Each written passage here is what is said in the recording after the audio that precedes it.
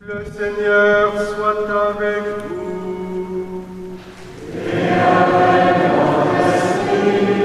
Évangile de Jésus-Christ selon saint Matthieu.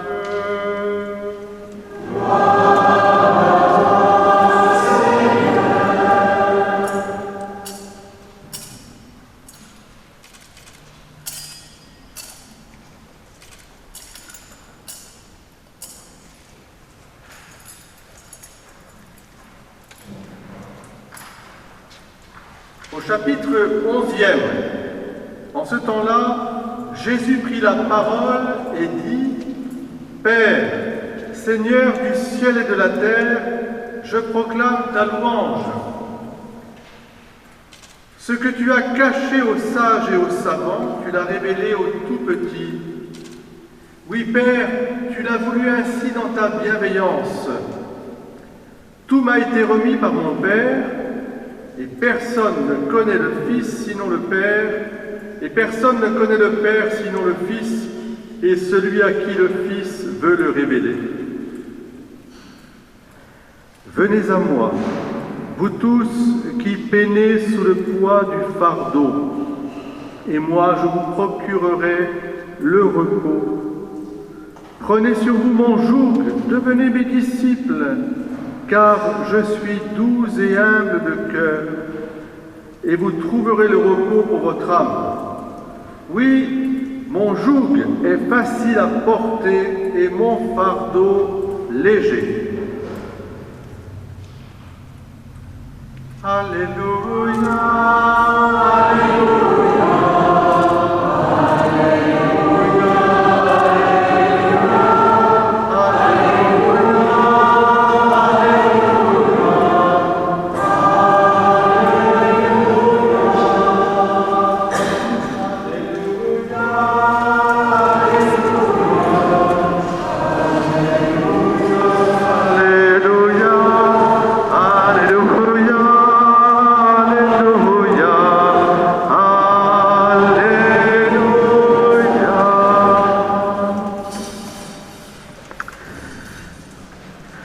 Chers frères et sœurs, c'est toujours une joie de célébrer ensemble les merveilles du Seigneur. Si tous les jours les merveilles du Seigneur sont là présentes, d'abord parce que nous sommes réunis en ce dimanche et que nous pouvons fêter ensemble le jour du Seigneur, peut-être dès le matin déjà, en ouvrant votre fenêtre, vous avez pris l'habitude de remercier le Seigneur et de lancer votre journée par une belle prière, de rencontrer ou de vous laisser rencontrer en fait par le Seigneur. Regardez la nature, les cigales qui chantent à qui mieux, elles sont là. Et c'est très important je pense, de structurer notre vie de l'aube jusqu'au soir en y mettant un axe vertical, ce qui ne nous empêche pas de travailler ensuite dans nos journées. Mais nous avons commencé la journée par l'essentiel, par la rencontre, celle qui touche notre cœur.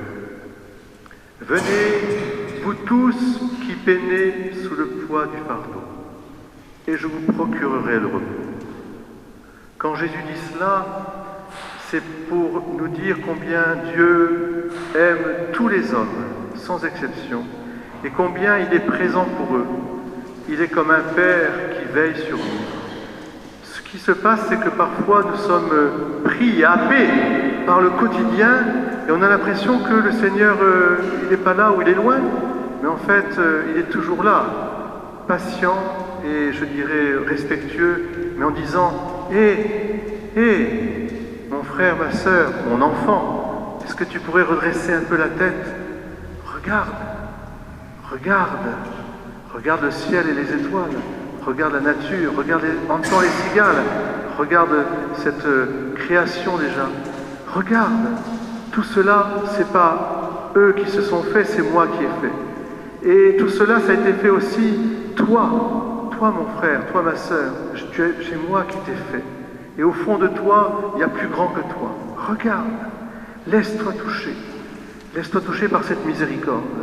Alors, le cœur de l'Évangile, évidemment, c'est cela. Vous tous qui peinez sous le poids du fardeau, venez, et vous trouverez le repos. Mon joug est léger, mon fardeau aussi. mais déposez votre fardeau dans mon cœur. J'ai vaincu la mort et le péché, et je suis là avec vous jusqu'à la fin des temps. Je suis le vivant, je suis celui qui donne la vie. Je suis ce Dieu créateur et rédempteur. Ça veut dire quoi? Ça veut dire qu'au-delà du poids de nos vies, du fardeau de nos vies, de nos soucis, de nos épreuves, de tout le reste, il y a la vie éternelle. Je crois, Seigneur, tu es là, au fond de mon cœur. Une condition. Jésus le dit au tout début.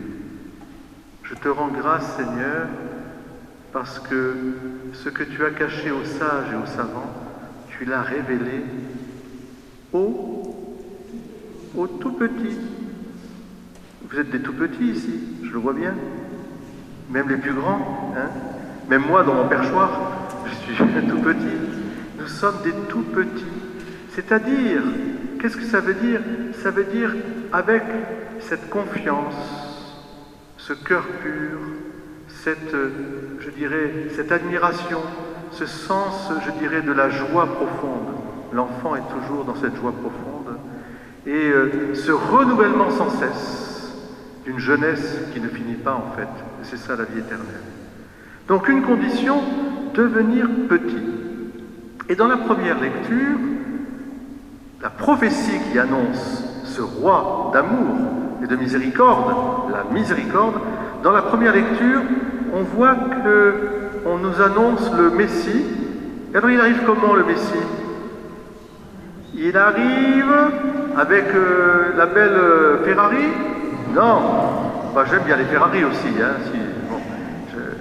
avec un char. Bon, s'il y a des Canadiens, le char c'est la voiture. Mais ici avec un char, non pas du tout. Avec des cavaliers, etc. Non, il arrive sur un... Eh bien non, pas sur un âne. Jean, les ânes, il y en a assez comme ça. Mais la spiritualité de l'âne, c'est de nous amener à la spiritualité de l'ânon, le petit de l'ânesse. Et je vous rappelle que cette prophétie se réalise le jour de l'entrée solennelle de Jésus à Jérusalem, au moment des rameaux, que nous fêtons aux rameaux.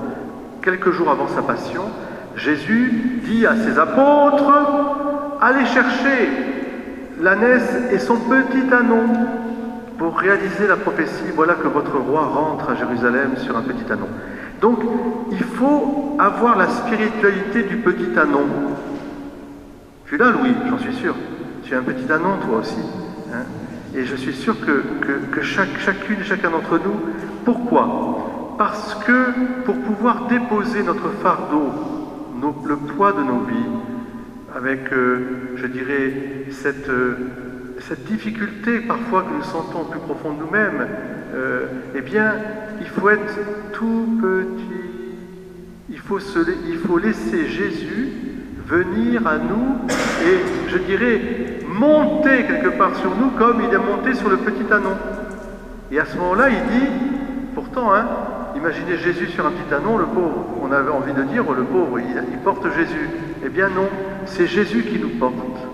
Mon fardeau est léger, mon joug aussi. Venez, venez vraiment vous tous qui ployez sous le poids du fardeau. Je vous procurerai le repos.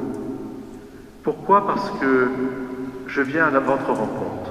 Alors j'ai pensé, pour illustrer cela, que chacune et chacun d'entre nous, nous pouvons nous reconnaître dans des rencontres inoubliables que Jésus a fait dans l'Évangile.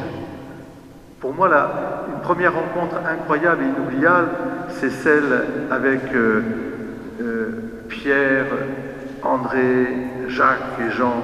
C'est des gens, des travailleurs, ils sont dans le travail au quotidien, ils ont leur entreprise de pêche, ils travaillent avec le papa de Jean, le fils de Zébédée, et c'est dur. Et en plus c'est dur parce qu'il faut non seulement travailler, tirer du poisson, mais il faut aussi donner les impôts au collecteur d'impôts, d'ailleurs, qu'on va rencontrer plus tard, c'est Matthieu. Et voilà que Jésus va à leur rencontre. Et là où il y a des difficultés, il rentre dans leur vie en disant « Tout cela, ça a du prix aux yeux de Dieu, votre travail, mais viens, suis-moi, suis-moi. Va au large, avance en eau profonde, jette ton filet. tu verras, le Seigneur est là, il t'accompagne.